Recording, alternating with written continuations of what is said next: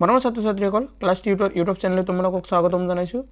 সপ্তম শ্ৰেণীৰ বিজ্ঞান বিষয়টোৰ পাঠ নম্বৰ 14 বিদ্যুৎ প্ৰবাহ আৰু ইয়াৰ ক্ৰিয়া ইয়াৰ প্ৰশ্ন উত্তৰসমূহ বিতংভাৱে আলোচনা কৰিছোঁ।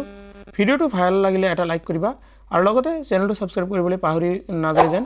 চেনেলটো এইকাৰণে ছাবস্ক্ৰাইব কৰি ৰাখিবা যাতে তোমালোকৰ বাকী যিবোৰ বিষয় আছে প্ৰত্যেকটা বিষয়ৰ প্ৰশ্ন উত্তৰসমূহ এইটো চেনেলৰ জৰিয়তে মানে নটিফিকেশ্যনৰ জৰিয়তে পাব পাৰা।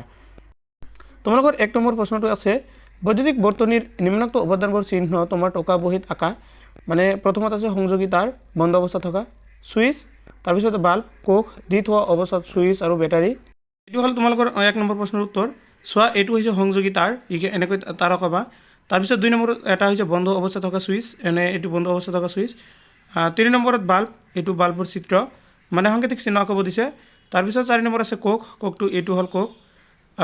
5 নম্বৰত আছে অন অৱস্থাৰ সুইচ, এইটো অন অৱস্থাৰ সুইচ।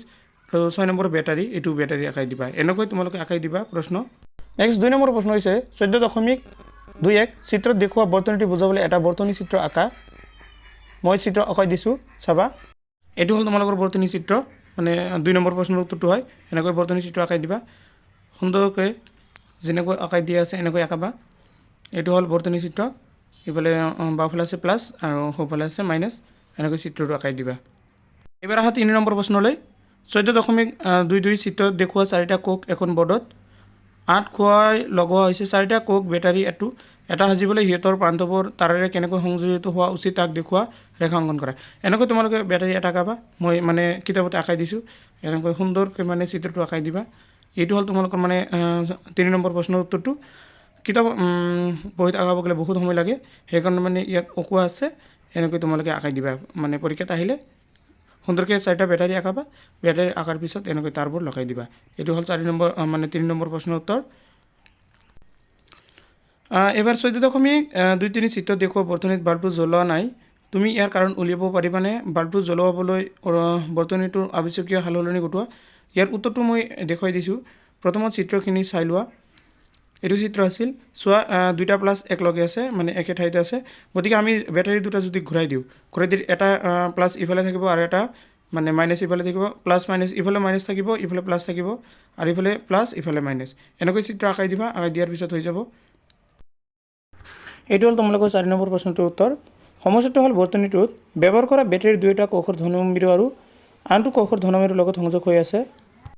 এটা কোষৰ ধনমেৰু আনটো কোষৰ ঋণমেৰুৰ লগত সংযোগ কৰিব লাগিব, তেতিয়াহে বাল্বটো জ্বলি উঠিব। তলত শুদ্ধ সংযোগ দেখুওৱা হ'ল, মানে ওপৰত এইটো মই দেখাই দিছোঁ তোমালোকৰ। 5 নম্বৰ প্ৰশ্ন চোৱা বিদ্যুৎ প্ৰবাহৰ যিকোনো 2টা ক্ৰিয়াৰ নাম লিখা। উত্তৰটো চোৱা বিদ্যুৎ প্ৰবাহৰ যিকোনো 2টা ক্ৰিয়াৰ নাম হ'ল 1 নম্বৰত আছে তাপৰ উৎপাদন আৰু 2 নম্বৰত আছে চুম্বকৰ ক্ষেত্ৰত উৎপাদন। এইটো হ'ল মানে বিদ্যুৎ প্ৰবাহৰ উৎপাদন, মানে 2টা ক্ৰিয়া।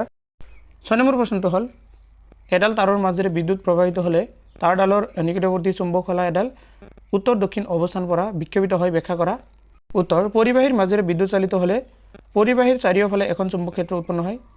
এই চুম্বক ক্ষেত্ৰই চুম্বকশলাৰ চুম্বক ক্ষেত্ৰৰ লগত কৰা আন্তঃক্ৰিয়াৰ ফলত চুম্বকশলাৰ বিক্ষেপণ ঘটে।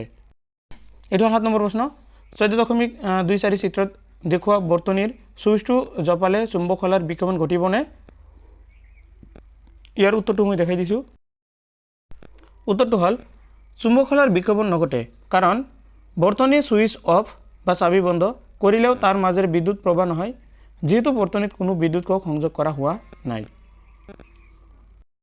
এইবাৰ আহা 8 নম্বৰ প্ৰশ্নলৈ, খালী ঠাই পূৰ কৰা। তাৰে ক নম্বৰ আছে কোষৰ সাংকেতিক চিহ্নৰ দীঘল ৰেখাডাল ইয়াৰ ধেজ প্ৰান্ত নিৰ্দেশ কৰে। এইটো হ'ব ধনদাৰ প্ৰান্ত নিৰ্দেশ কৰে। খ নম্বৰটো হৈছে 2টা বা ততোধিক কোষৰ সংযোজনক ধেজ বোলে, এইটো হ'ব বেটাৰী বোলে। গ নম্বৰত আছে কোঠালি উত্তাপকৰ মাজেৰে প্ৰবাহ চালিত কৰিলে ই ধেজ হয়, এইটো হ'ল লোহিত তপ্ত হয়। ঘ নম্বৰত আছে বিদ্যুৎ প্ৰবাহ হৈ তাপ উৎপন্ন হোৱা ক্ৰিয়াৰ ওপৰত ভিত্তি কৰি তৈয়াৰ কৰা সুৰক্ষা ব্যৱস্থাটোক এইটো মানে ধেজ বোলে, ইয়াত আছে ফিউজ বোলে। তাৰপিছত 9 নম্বৰটো চোৱা তলৰ উক্তিবোৰ ভুল হ'লে ভুলত আৰু শুদ্ধ হ'লে শুদ্ধত চিন দিয়া।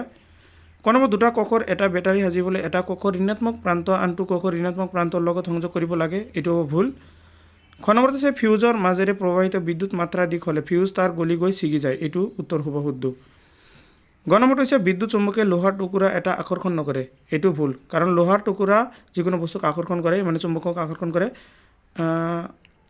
বিদ্যুৎ চুম্বকে লোহাৰ টুকুৰা এটাক আকৰ্ষণ কৰে, এইটো হ'ল ভুল। মানে বিদ্যুতে কেতিয়াও চুম্বক এটাক মানে কি আকৰ্ষণ নকৰে। তাৰপিছত ঘ নম্বৰত আছে বৈদ্যুতিক ঘণ্টাত এটুকুৰা বিদ্যুৎ চুম্বক থাকে। এইটো হ'ব তোমালোকৰ শুদ্ধ।